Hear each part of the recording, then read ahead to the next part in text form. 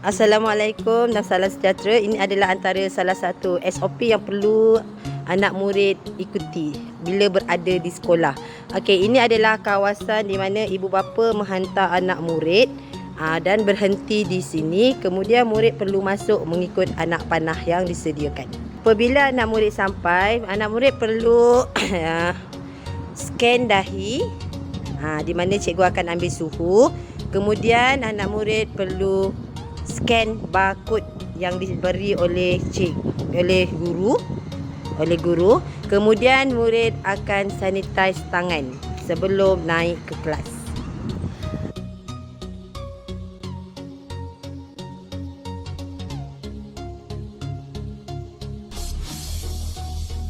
Kiranya murid datang awal, murid perlu menunggu di kantin ini dan sehingga diberitahu oleh guru bertugas untuk naik ke dewan terbuka. Digalakkan murid-murid tidak perlu datang awal untuk menjaga keselamatan dan kesihatan murid tersebut dan mengikut SOP yang dikeluarkan. Untuk makluman juga, ini adalah laluan yang digunakan oleh murid sekolah rendah. Okey, ini juga laluan yang perlu anak murid lalu sehingga ke dewan terbuka. Ini juga adalah laluan yang perlu anak murid ikut. Anak panah masuk, dan yang ini apabila anak murid nak balik anak panah dia, laluan sini mengikut anak panah yang disediakan. Okey, murid apabila dapat arahan untuk naik ke atas, murid akan berkumpul di dewan terbuka SKCC dengan menjaga jarak antara satu dengan yang lain. Ini tempat di mana murid perlu cuci tangan sama ada sebelum dan selepas makan pada waktu rehat.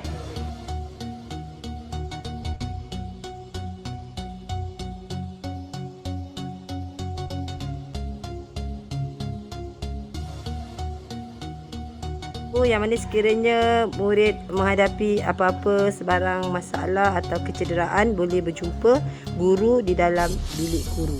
Okey, ini adalah bilik GPK berada, dan sekiranya parent ada masalah, boleh bertemu mereka di sini.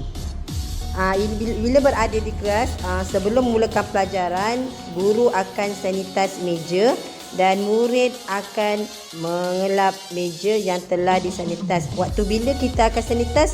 Waktu sebelum memulakan pelajaran, sebelum rehat, selepas rehat dan sebelum balik.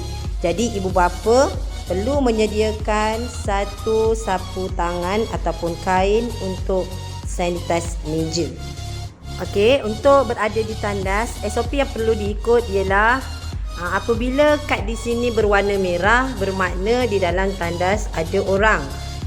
Bila berwarna hijau, bermakna murid boleh masuk ke tandas seperti yang tertera di pintu-pintu tandas mengikut kelas masing-masing. Jadi pastikan anak-anak puan bila berada di tandas, tengok dulu kad yang disediakan. Saya ulang lagi, kalau warna hijau boleh masuk, kalau warna merah murid kena tunggu. Selepas menggunakan tandas, apa yang perlu murid lakukan? Basuh tangan di sinki dengan menggunakan sabun yang disediakan untuk memastikan tangan kita sentiasa bersih. Itu saja antara SOP yang perlu diikuti oleh murid bila berada di sekolah.